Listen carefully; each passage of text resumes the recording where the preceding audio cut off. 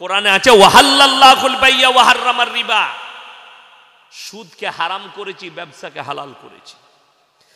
এরপর কি হলো এখানে? কি হলো এখানে? কি হয়েছে জিজ্ঞেস করুন।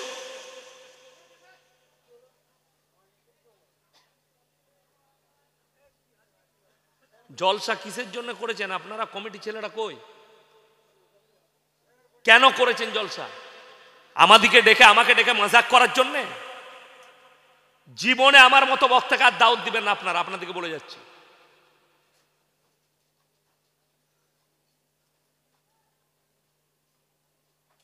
মজাক বানানোর জন্য করেছেন।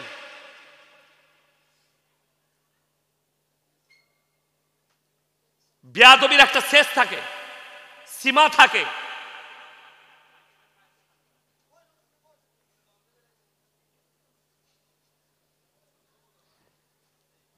একটা মাজমা করছে, এত বেয়াদব আমি কোথাও দেখিনি।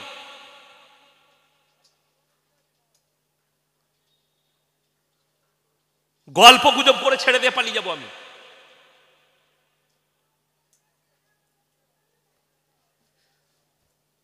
আমার মাথায় ঢুকে গেল এই স্বরূপনগরে আর জীবনে দাওয়াত দেব না। আজ কি শেষ তোমাদের জলসা?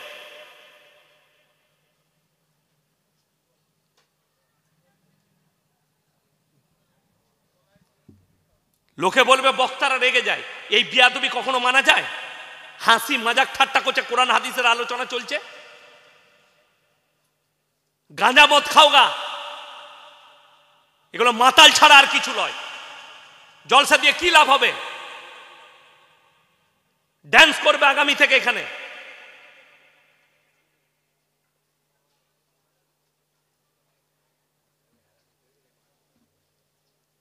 বিয়াদবির একটা সীমা থাকা চাই। ইয়ারকি মারা পেয়েছে, অন্য বক্তাকে ডেকে সব মজাক করবে। আমি গল্প গুজব করা বক্তা নয়, আর সময় নষ্ট করা যে দরুদ পড়ে পড়ে রাত কাটাবো আর গজল পড়ে রাত কাটাবো। আমি গজল পড়িও না।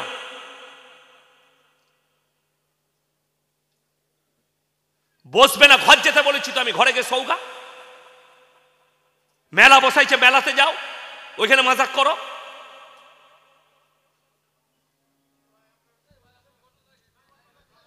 ভাই দরুদ শরীফ পড়ুন। আল্লাহুম্মা সাল্লি আলা মুহাম্মাদিন ওয়া আলা আলি মুহাম্মাদ কামা সাল্লাইতা আলা ইব্রাহিম ওয়া আলা আলি ইব্রাহিম ইন্নাকা হামিদুম মাজিদ।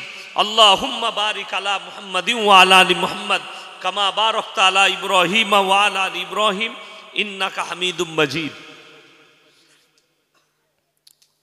কোরআনে আছে সুদ তোমাদের জন্য হারাম। এরপরে এটা জানার পরে যে ব্যক্তি সুদ খেলো সে আল্লাহর সঙ্গে যুদ্ধ ঘোষণা করলো। করলো না? করলো না? করলো। রাসূলের হাদিস, কোন ব্যক্তি যদি 1 টাকা সুদ খায়, নিজের মায়ের সঙ্গে সর্বনিম্ন পাপ 36 বার জিনা করার সমান পাপ হবে। জোরে বলুন নাউজুবিল্লাহ। যারা সুদ খায়, সুদখোর আছেন, তাদেরকে বলছে আপনি চিন্তাধারা নেবেন। আমার কিন্তু চাকরি যাবার ভয় নাই। আমি ওই জন্য কোথাও মাপকাঠি করে কথা বলি না। আর আমাকে বলে দিবে কমিটির ছেলে হুজুর এই বায়ান করবেন না, আমি মানি না। আমি আমার বক্তব্য দেবো। সুদ, গাঁজা, মদ, সমাজ পরিবর্তনের দরকার আছে। গল্প গুজব অনেক শুনেছেন। আজকে এই গল্প গুজব করার কারণে স্টেজগুলো আজকে আমাদের কওমের পরিবর্তন হয়নি। জলসা দেয়, বক্তা আসে, গল্প গুজব করে, মজাক করে, চলে যায়। জলসা হয়ে গেল, হুজুরের গলা ভালো ছিল, ফায়দা কি পেলি? কিচ্ছু পাই না, খালি বিরিয়ানি খাওয়া হয়েছে। এই জায়গাটা শেষ করুন, আর কোরআন হাদিসের আলোচনা চলুন, যেটার দ্বারা সমাজ পরিবর্তন হবে। আজকে এইটার কারণেই আল্লামা ইকবাল বলেছেন, ইস ঘর কো আগ লাগি ঘর কি চিরাগ। আমি আপনাদের এখানে প্রমাণ দেব, মদ খাওয়া হারাম না হালাল? কথা বলেন। হারাম। মুসলমান মদ খায় না খায় না? খায়। মুসলমান মদও খায়। আমি আপনাদেরকে আপনাদের স্বরূপনগর থানায় দেখিয়ে দিব, অনেক মুসলমান মদ বিক্রিও করে। তাহলে যে মুসলমান মদ পান করছে, এই মুসলমান জেনে শুনে হারাম কাজ করছে, করছে না করেনি? জেনে শুনে পাপ করছে, জানে হারাম, তারপরেও সেই কাজ করছে, সেই খাচ্ছে, তাহলে আল্লাহর সঙ্গে যুদ্ধ ঘোষণা করলো। তারপরেও এই লোকটা মদ খেয়ে, জেনে শুনে মদ খেয়ে খেয়ে নিজের জীবনটা শেষ করে মারা গেল, মদের ভাটিটা মারা গেল, মদের বোতল টেনে বাড়িতে মারা গেল। এই লোকটাকে আপনি কোন হিসাবে বলছেন যে একে দোয়া করে জান্নাতে পাঠাতে হবে? এ তো চিরজীবন আল্লাহ বিরোধী, এ তো মৃত্যুকাল পর্যন্ত আল্লাহর সঙ্গে যুদ্ধ করে গেছে। আল্লাহ হারাম করেছে কিন্তু এই হালাল করে খাচ্ছে, অথচ সে নিজেকে মুসলমান বলে দাবি করছে। আপনারা বলুন, দাড়ি রাখা হারাম না দাড়ি কাটা হারাম? কথা বলে না? দাড়ি কাটা হারাম। আমি আপনার এই গ্রামে দেখিয়ে দেবো 100টার মধ্যে 80টা দাড়ি চাচা লোক, বেশি হবে তাও কম নয়, ঠিক কিনা? সমস্যা কোথায়? কোনো ছেলে যদি 5 ওয়াক্তের কোনো যুবক নামাজ পড়ে, মুখেতে দাড়ি রাখে, এখন তার বিয়ে ঠিক হলে আমাদের ভদ্র মহিলারা বলছে, স্মার্ট মেয়েরা বলছে, এই মেয়ে ছেলেটা পাগল, ওকে বিয়ে করব না। খেপা, দাড়ি রেখেছে, নামাজ পড়ে মানে খেপা। কাকে বিয়ে করবে ও? শুয়োরের মতো চুল কাটতে হবে, গাঁজা মদ খেতে হবে, হাতে চেন থাকবে, গলায় মাস্তানের মতো চেন থাকবে, কান ফুটো করে একটা বালি পড়বে, বলে এই ছেলেটা স্মার্ট। অথচ বুখারী শরীফের রিওয়ায়েতে আছে, যে পুরুষ, যে ছেলে নারীর মতো রূপ ধারণ করবে, হাতে বালা পড়বে, হাতে চেন পড়বে, কানে ফুটো করবে, মেয়েদের মতো চালচলন করবে, কিয়ামতের দিনে আল্লাহ বলবেন তুমি রূপ পরিবর্তন করে দেখাও। তারা বলবে আমরা ব্যর্থ, আল্লাহ তাদেরকে জাহান্নামের রাস্তা অতিক্রম করাবেন। আপনি কি করে দিন বুঝলেন? তার কারণ একটাই, সকল মুসলমান জানে, এটা মুখে মুখে জানে, আমলে নাই। মুসলমান আমল কোনগুলো করে জানেন? যেগুলো ইসলামী শরীয়তে গুরুত্ব নাই তার আমলটা বেশি, যেগুলো ফরজ, যেগুলোর গুরুত্ব আছে, ফরজ ওয়াজিব, এগুলো আমল করে। এইটা হচ্ছে মুসলমানের সমস্যা। শবে বরাত আসছে, নফল নামাজ নিয়ে মারামারি করবে, ঠিক কিনা? অথচ হারাম করে ফরজ নামাজ পড়ে না। ঠিক বললাম না ভুল বললাম? 1 ওয়াক্তের নামাজ পড়ে না, এই শবে বরাতের রাত্রে জেগে 75 রাকাত নামাজ পড়বে। আচ্ছা বলুন তো, একটা স্কুলের ছেলে কোনো পরীক্ষা দেয়নি, শুধুমাত্র মৌখিক পরীক্ষা দিয়েছে, সে পাস করবে না ফেল করবে? ফেল করবে। তার কারণ সে লিখিত পরীক্ষা দেয়নি, খালি মৌখিক দিয়েছে। আপনার জীবনে একটা ফরজ ইবাদত নাই, আছে কি? শুধুমাত্র শবে বরাতের নামাজ। জান্নাত যাবে না? যাবে না? সে মাল আটকাবে না? আটকাবে না? আটকিয়ে যাবে। তুমি নফলের গুরুত্ব বুঝলে, ফরজের গুরুত্ব বুঝলে না। শুধু তাই নয়, আজকে মুসলমানের কাছে কমি হচ্ছে। প্রত্যেকটা মুসলমান জানে, মুসলমানের জন্যে দ্বীনি শিক্ষা অর্জন করা কি বাবা? এ কথা বলে না এরা, ফরজ। অথচ আপনার কাছে দ্বীনি শিক্ষা নাই। 90টা মুসলমানের কাছে দ্বীনি শিক্ষা নাই, আর যার কারণে আপনার হারাম হালাল বিচার করার, চুজ করার ক্ষমতা নাই। কোনটা হারাম কোনটা হালাল সমাজে, এটা বিচার করার ক্ষমতা আপনার কাছে নেই। যার কারণে বেঈমান কাফেররা কামিয়াবি লাভ করেছে, আমরা নাকাম। আপনার সম্পর্ক আলেম থেকে বিচ্ছিন্ন, কোরআন থেকে বিচ্ছিন্ন, রাসূলের আদর্শ থেকে বিচ্ছিন্ন। একটা মোবাইলের দাম 15,000, ধার দেনা করেও বিবিকে একটা মোবাইল কিনে দিয়েছে, সন্তানকে একটা বন্ধন লোন নিয়ে, গ্রুপ লোন নিয়ে মোবাইল কিনে দিয়েছে, কিন্তু 500 টাকা দামি একটা বাংলা মানে কোরআন বিটিকে কিনে দিতে পারলেন না। আপনি বলছেন আমার বাড়িতে বরকত চাই। বরকত নেবেন কিসে? নামাজ পড়ব না, রোজা রাখব না, কোরআনের তেলাওয়াত করব না, হুজুরের তাবিজে বরকত নেব। এক শ্রেণীর মানুষ আমাদের হুজুরের পেছনে ছুটে বেড়াচ্ছে। আমি 24 পরগনায় দেখেছি, এই উত্তর 24 পরগনা, আমি জায়গার নাম বলবো না। আমি স্টেজে যাব, তার আগে বলছে দাঁড়ান 10 মিনিট লেট হবে। কেন? আমার আগে যিনি হুজুর বয়ান করছিলেন বলে উনি স্টেজে তাবিজ বিক্রি করছে।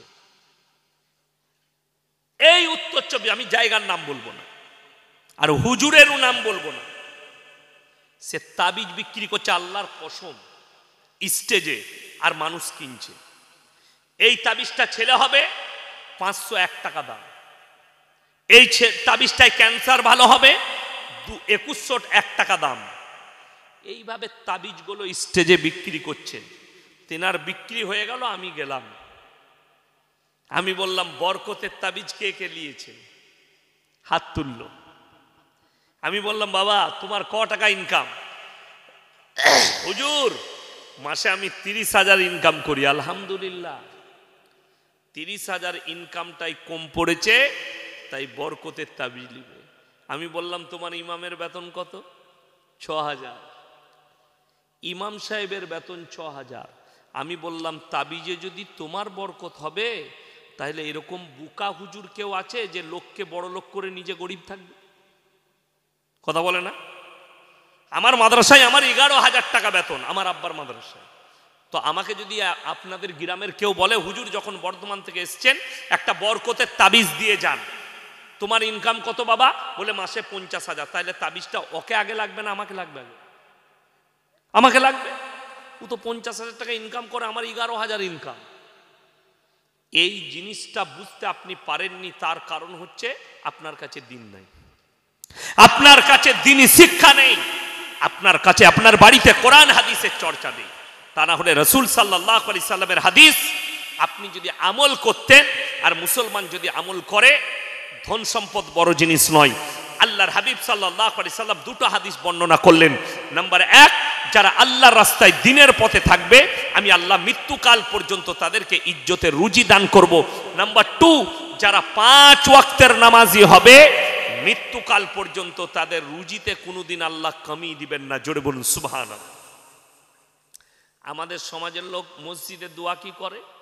ওই দেখছিলাম বাংলাদেশের এক চাচা লটারির টিকিট কেটে মসজিদের ভেতরে দোয়া করছে। আল্লাহ গো, 1 ঘর কেটেছি, তুমি 1 কোটি ফেলি দিও, জীবন আর তোমার ঘর থেকে বেরোবো না। এই দোয়াটা করাটাই তো হারাম। কেন? হারাম জিনিস দিয়ে আল্লাহর কাছে পবিত্র আল্লাহর কাছে সে চাইছে, অথচ জিনিসটা হচ্ছে হারাম জিনিস। এ নিজেই জানে না। কেন? সেই চাচার জ্ঞান নেই যে লটারি কাটাটাই হারাম, তাইলে এর সম্পর্কে আল্লাহর কাছে চাইবো কি? যারা সম্পদের দোয়া চায় তাদের থেকে বড় মূর্খ পৃথিবীতে কেউ নেই। আল্লাহর কাছে দোয়া যেটা চাইবেন, মুমিনের উচিত, মুমিন এবং মুমিনা নারী পুরুষের উচিত আল্লাহর কাছে দোয়া করবে নামাজের পাটিতে, আল্লাহ তুমি আমাকে মৃত্যুকাল পর্যন্ত ইজ্জতের এবং হালাল রুজি দান করো। টাকা থাকতে পারে, রুজির মালিক সকলে বলুন কে? আল্লাহ। টাকা থাকলেই খেতে পাওয়া যায়, রং কথা। টাকা থাকলেই রুজি পাওয়া যায়, রং কথা, ভুল কথা। কোটি টাকার মালিক আপনাকে দেখিয়ে দেবো, কলকাতায় খেতে পাই না, ডাক্তারে নিষেধ করে দিয়েছে কিচ্ছু খাবি না। কি খাবি? বলে খালি বিনা চিনি চা খাগা, 600 গয়কার সুগার। কি খাবে সে? কিছুই খেতে পাবে না, ডাক্তারের নিষেধ। ক্যান্সার হয়েছে, খালি জুস খেতে পাবে, লিভার ক্যান্সার, হজম হচ্ছে, খালি লিকুইড খেয়ে যাও। কোটি টাকার মালিক গলায় ফুটো করে মেশিন দিয়ে খাবার যাচ্ছে। রুজির মালিক আল্লাহর। আপনি মাঠে চাষ করেন, বিবির সঙ্গে এক দস্তরখানে বসে খানা খাচ্ছেন, আল্লাহর শুকর আদায় করবেন। কলকাতায় কোটি টাকার মালিক রাত 2টোয় ঘর ঢুকে মদ খেয়ে 12 মুন্ডা পড়ে, বউ শুয়ে আছে কুকুরের সাথে, আর সে 12 মুন্ডা পরে সই কোথায়? সোপায়, বিবির পাশে শুতেও পাই না।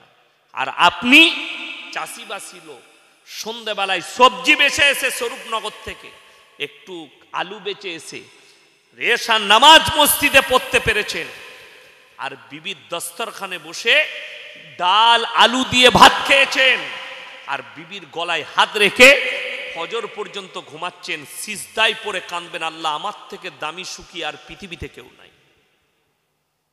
এইটা হচ্ছে সুখ, আর এইটা হচ্ছে হালাল রুজি। টাকা থাকলে ভালো মন্দ খাই। কলকাতায় গিয়ে প্রেসিডেন্টি জেলে একবার পার্থবাবুকে জিজ্ঞেস করে আসুন, স্যার টাকায় কত সুখ? উনি বলে দিবেন উনার গার্লফ্রেন্ডের ঘর থেকে 250 কোটি টাকা বেরিয়েছে, পুরা রুটি আর ডাল খেতে হচ্ছে জেলের কুঠরিতে বসে। তার নাম আল্লাহ। রুজি আল্লাহ মাপেন। ওই জন্য কোরআনে আল্লাহ সাবধান বাণী দিয়েছেন যে শোনো, তোমরা ঘটনা শুনে নাও, আমি আল্লাহ যাকে রুজি দিব পৃথিবীর কেউ তাকে আটকাতে পারবে না। কোরআন সূরা মারিয়াম, ওয়াজকুর ফিল কিতাবি মারিয়াম ইদিন তাবানাত মিন আহলিহা মাকানান শারকিয়া। মরিয়ম যখন নিজেকে নিজের পরিবারের কাছ থেকে পূর্ব দিকে এক স্থানে নিজেকে বন্দী করে নিল। মরিয়মটাকে হযরতে ঈসা মসির মা, ঈসা নবীর মা মারিয়াম, সূরা মারিয়াম তার নামেই অবতীর্ণ হয়েছে, এবং তার সম্পূর্ণ ঘটনা বৃত্তান্ত আল্লাহ এই সূরা মারিয়ামে বর্ণনা করেছে। এবং অন্যান্য নবীদের কথাও আল্লাহ তাআলা এই সূরায় উল্লেখ করেছেন। হযরতে মারিয়াম ঘরের মধ্যে বন্দী, খাবার দাবার কি করে আসবে? তার কাছে আল্লাহ জান্নাত থেকে খাবার পাঠিয়েছেন। জোরে বলুন সুবহানাল্লাহ।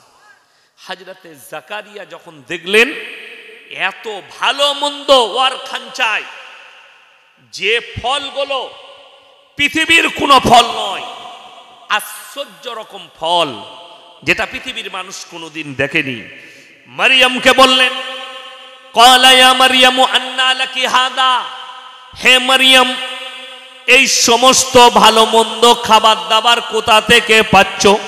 মারিয়াম উত্তর করলেন, ক্বালাত হুয়া মিন ইনদিল্লাহ ইন্নাল্লাহা ইয়ারযুকু মান ইয়াশাউ বিগাইরি হিসাব।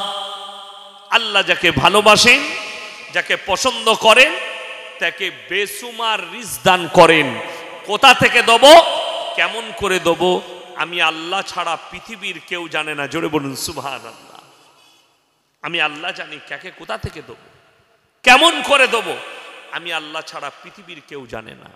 তা না হলে শুনেলেন, রুজির মালিক আল্লাহ। মারাত্মক দুটো দলিল।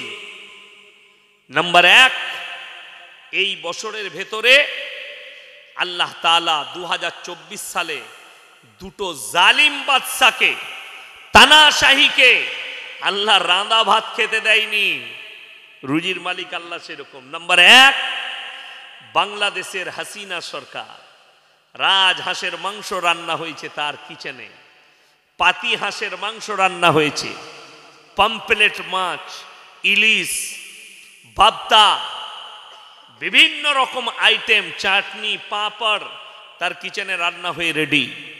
সেনাপ্রধান বললে, দেশের মানুষ আপনাকে হত্যা করে দিবে, আপনাকে 45 মিনিট সময় দিলাম, যা কিছু নিবার 45 মিনিটের মধ্যে নিয়ে দেশ ছাড়তে হবে আপনার। 45 মিনিটের ভেতরে আর রাঁধা ভাত খেতে পাইনি, যা পেরেছে গুটিয়ে অ্যাটার্জিতে ভরে পালাতে হয়েছে। তার নাম আল্লাহ। তোমার সামনে খাবার থাকবে, আমি আল্লাহ তোমাকে খেতে দেবো না, হয় মৃত্যু, তা না হয় তোমাকে যে কোনো জায়গায় নিয়ে গিয়ে ভরে দেবো। নাম্বার 1, 2024 সাল শেষ হবার আগে ডিসেম্বরে বাশার আল আসাদ, সিরিয়ার যে রাজা, প্রেসিডেন্ট, 54 বছর রাজত্ব করেছে। বাপ আর বেটা, বেটা করেছে 25 বছর, বাপ করেছে 29 বছর। যে মসজিদেতে, দামেস্কের মসজিদে, যেখানে ইমাম মেহদি ইমামতি করবেন, আর আসরের নামাজে আল্লাহ তাআলা হযরতে ঈসা মসিহকে নামাবেন। জোরে বলুন সুবহানাল্লাহ। তখন দাজ্জালের অভিভাব চলবে। ওই মসজিদেই ঈসা মসিহকে আল্লাহ তাআলা দুনিয়ার বুকে প্রেরণ করবেন, নামাবেন আসরের নামাজে। রেওয়ায়েতে আছে ওই মসজিদে 27 বছর নামাজ হতে দেয়নি এই বাশার আল আসাদ সরকার। সেই দিনে আজান হয়েছে, রাঁধা ভাত খেতে দেয়নি। 450 কোটি টাকার গাড়ি, কয়েক লক্ষ কোটি টাকার সম্পত্তি ছেড়ে দিয়ে দেশ ছেড়ে পালাতে হয়েছে, আল্লাহর রাঁধা ভাতটাও খেতে দেয়। তার নাম আল্লাহ। আপনার কাছে সম্পদ আছে, মাল আছে, আপনাকে ভাবতে হবে আল্লাহ তুমি আমাকে রুজি দান করো। রুজির মালিক আল্লাহ। আপনি চাইলেও পাবেন না, আপনি চাইলেও খেতে পাবেন না। আল্লাহ খেতে আপনাকে দিবে না। যদি আল্লাহ চাই তবে খেতে পাবেন, তা না হলে পাবেন না। আমি 1 জানুয়ারি ত্রিপুরায় জলসায় গিয়েছিলাম, তো এয়ারপোর্টে ঢুকলাম। সকালবেলায় মালদা থেকে এসে নামলাম আপনাদের কলকাতা চিতপুরে। আমি টেস্কি ধরে চলে গেলাম হাওড়া আপনার কলকাতা এয়ারপোর্টে। দমদমে ঢুকলাম, একটা চা খেলাম। আমি মনে মনে ভাবছি আমি ত্রিপুরায় নেমে খানা খাবো, কিন্তু রুজি আল্লাহ মাপে। আমি বিশ্বাস করি, আমরা আলেমরা বিশ্বাস করি। আমাকে একজন অফিসার আমাদের বর্ধমান জেলার এয়ারপোর্টে কাজ করে, আমার হাতটা টিপে ধরলো আর বললে, হুজুর আমি আপনার ভক্ত, চলুন আমার সঙ্গে একটু খানা খাবেন। আমি বললাম না ভাই, আমি ত্রিপুরায় খাবো। বলে কটায় ফ্লাইট আছে? ত্রিপুরা যাবেন তো অনেক দেরি, 12টা 20-তে আপনার বোর্ডিং পাস হবে, আপনি চলুন না আমার সাথে। নিয়ে গেল অফিসে, কি খাওয়ালো? ডাল, ভাত, সবজি, পাঁপড়, চাটনি, রসগোল্লা ইত্যাদি ছিল, থাল একটা। খেলাম আর আল্লাহর কাছে শুকর আদায় করলাম, আল্লাহ রুজি তুমিই মাপো। সেই লোকটা বাহানা, রুজি আল্লাহ মেপেছে। সেই অফিসার বাহানা, রুজি আল্লাহ মেপেছে। আমি নিয়ত করেছি ত্রিপুরায়, আল্লাহ বললে আর আমি নিয়ত করেছি তুই এয়ারপোর্টেই খাবি। আল্লাহ তাআলা আমাকে এয়ারপোর্টে রুজি মেপেছে, তা আমি ত্রিপুরায় খাবো বললেও খাওয়া হবে না। আপনার মৃত্যু যেখানে লেখা আছে, আল্লাহর কসম 5টা জিনিসকে আল্লাহ গোপন করলেন। কটা বললাম? 5টা, পৃথিবীর মানুষের কাছ থেকে। নাম্বার 1, যেমন আপনাকে বলে দিই, অনেক মানুষ আপনারা ভাবছেন, বৈজ্ঞানিকরা ভাবছে পৃথিবীটা ধ্বংস হবে, বিশ্বাস করতে লেগেছে। আজকে ভারতের ওই কুত্তা মিডিয়ারা বলছে ये कुदरती बाला है, और हम लोग 1400 साल से हमारे रसूल और हमारे साहबी, हमारे अकाबीर हम कह रहे हैं अल्लाह एक है और सबसे ज्यादा ताकत अल्लाह ही के पास है। আল্লাহর কাছেই সব থেকে পৃথিবীর শক্তিটা আল্লাহর কাছেই আছে। ওই জন্য আল্লাহ কোরআনে বলেছে সূরা কাহফে, ইন্না জাআলনা মা আলাল আরদি জিনাতাল লাহা লিনাবলুয়াহুম আইয়ুহুম আহসানু আমালা। হে আমার নবী, আমি এই গোটা পৃথিবীটা সুসজ্জিত করেছি শুধুমাত্র আমার বান্দাদের জন্য। আমি খালি তাদের কাছে একটা জিনিস চাই, আইয়ুহুম আহসানু আমালা, তারা যেন ভালো আমল করে নিয়ে আসে। আজ থেকে নিয়ত করুন সবাই নামাজি হব, জোরে বলুন ইনশাআল্লাহ। নামাজ যুবক দিকে বলে যাচ্ছি, যুবতী দিকে বলছি, নামাজ ছাড়বেন না। বেঈমান কাফেররা আপনার মাথায় চেপে বসেছে, কিয়ামতের সিমটম পাওয়া যাচ্ছে, আলামতগুলো প্রকাশ হচ্ছে। শুনেলেন কিয়ামতের তারিখ আল্লাহ বলেননি, কিন্তু নবীজি সাল্লাল্লাহু আলাইহি সাল্লামকে আলামতগুলো বলে দিয়েছেন। রাসূল সাল্লাল্লাহু আলাইহি সাল্লাম হাদিসে আলামতগুলো বর্ণনা করেছেন। সেই আলামতগুলো আমরা উলামারা বুঝতে পাচ্ছি, আলেমরা বুঝতে পাচ্ছি যে আলামতগুলো চলে এসেছে, একটা একটা করে আসছে। নাম্বার 1, কিয়ামতের আলামতের মধ্যে মারাত্মক আলামত, রাসূলের হাদিস, মিডল ইস্টে একটা যুদ্ধের চিঙ্গারি উঠবে, যেটা গোটা পৃথিবী ছড়াবে। মিডল ইস্ট মানে শুনেলেন, আল্লাহ তাআলা গোটা পৃথিবীর মানুষকে, আপনি মনে করেন না আপনার বাড়ি স্বরূপনগরে, তো কিয়ামতের দিনে আল্লাহ তাআলা আপনাকে স্বরূপনগরেই তুলবে না। মানুষ কবর থেকে উঠে ছুটতে শুরু করবে। কোথায়? গোটা পৃথিবীর মানুষকে আল্লাহ জড়ো করবেন আল আকসার ময়দানে। কিয়ামতের ময়দান হবে, ওই আল আকসার ময়দানটাই হবে কিয়ামতের ময়দান। গোটা পৃথিবীর মানুষকে আল্লাহ জড়ো করবেন। কিয়ামতের পূর্বে রসূলের হাদিস মোতাবিক 20 কোটি মুসলমানের প্রাণ যাবে যুদ্ধে। পৃথিবীতে আছে কত? 250 কোটি। রসূলের হাদিস, খোরাসান থেকে একটা দল বের হবে এবং যে দলটা বেরোবে তারাই হবে পৃথিবীর সব থেকে সম্পদশালী। সেই যুগে তাদের কাছে সব থেকে দুনিয়ার বেশি সম্পদ থাকবে। আপনাদিকে একটা বিজ্ঞানের উক্তি দিয়ে বলছি, বর্তমানে জানেন মাটির তলায় সব থেকে দামি সম্পদটা কোন দেশে আছে? কোথায়? আফগানিস্তান। খোরাসান শব্দের অর্থ হচ্ছে পাহাড়, পর্বত, উঁচু নিচু জায়গা। বৈজ্ঞানিকরা বলছে আগামীতে এই পেট্রোল, ডিজেল, কেরোসিন এগুলো যখন বিলুপ্তর মুখে চলে আসবে, অ্যাথলিন বলে একটা জিনিস সেটা ব্যবহার হবে।